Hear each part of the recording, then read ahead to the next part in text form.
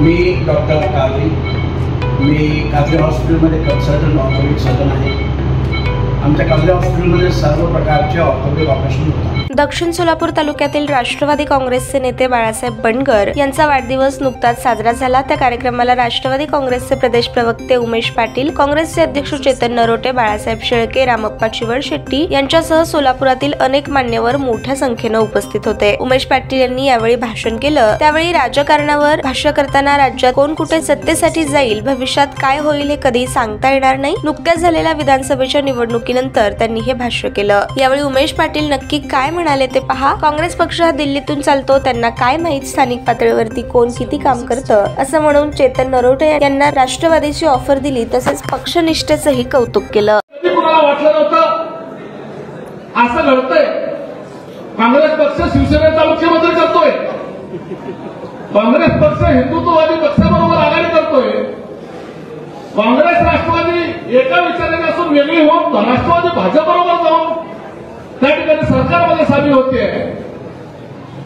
अतिशय चिंतनाचा विषय, सर्वसामान्य माणसाचं डोकं नांगरून जाणारा विषय आहे। माणसं हँग झालेली आहे। 4-5 राष्ट्रामध्ये निवडणुकीची अशी चर्चा टीव्हीवर चालली होती की आता तिकडच्या 5 राज्यामध्ये भारतीय जनता पार्टीचा भुईसपाट होणार आहे, चालली होती का नाही? आणि बघता बघता असं झालं की एकाच राज्यात काँग्रेस चालली, बाकीच्या मणिपूर सोडलं तर 3 राज्यात भाजप आली। साधं घासून बिसून पण नाही, चांगलं पुसून आली।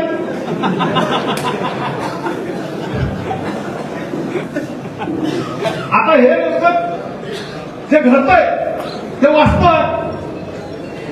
मला परत विचारतात की तुम्ही ह्या हिंदुत्ववादी पक्षाबरोबर हे पुरोगामी विचाराचा अजितदादाचा पक्ष राष्ट्रवादी हे लोक कसं काय तिकडे गेले? मला प्रश्न लगेच पडला की फारुख अब्दुल्ला सुद्धा मंत्री होते भाजपच्या सरकारमध्ये।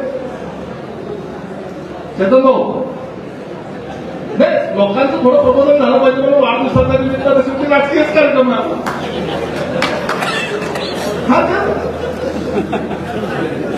हे काय सांगताय का भविष्यात पुन्हा पण अजून एकत्र असून काय काय घेतलं?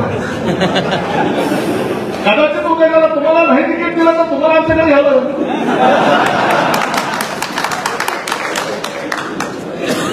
कारण काही लोकसभेला गेल्यानंतर व्हॅकन्सी भरली पाहिजे। आणि व्हॅकन्सी भरत असताना आपल्या इकडे काय होतंय, काँग्रेस असू द्या, दिल्लीतनं चालणारा पक्ष आहे, शेवटी तुम्ही जिथे इथं घासताय त्यांना काय माहिती दिली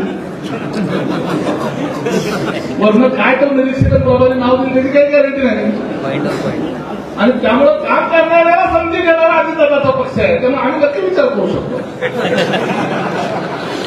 कारण आमचं जर आघाडी ठरलं, आम्ही भाजप सध्या राष्ट्रवादी आणि एकनाथ शिंदे साहेबांची शिवसेना ह्याच्या पेळामध्ये बघितलं तर शहरामध्ये ते तुमचं मतच आमचं वाटलंय का? आम्हाला उमेदवार नाही, त्यामुळे असा एवढा गोरा गमता देखना काम करणारा पक्षाचा एखादा अध्यक्ष जर आम्हाला ऐकाच मिळाला तर आम्हालाही तो चालेलच।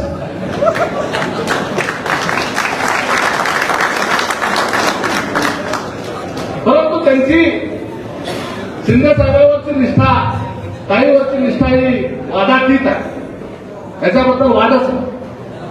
निष्ठा त्यांच्याकडून शिकली पाहिजे।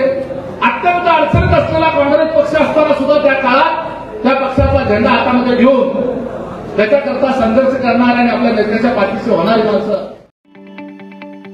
ताज्या बातम्या पाहण्यासाठी प्राईम महाराष्ट्र न्यूज चॅनलला सबस्क्राईब करा।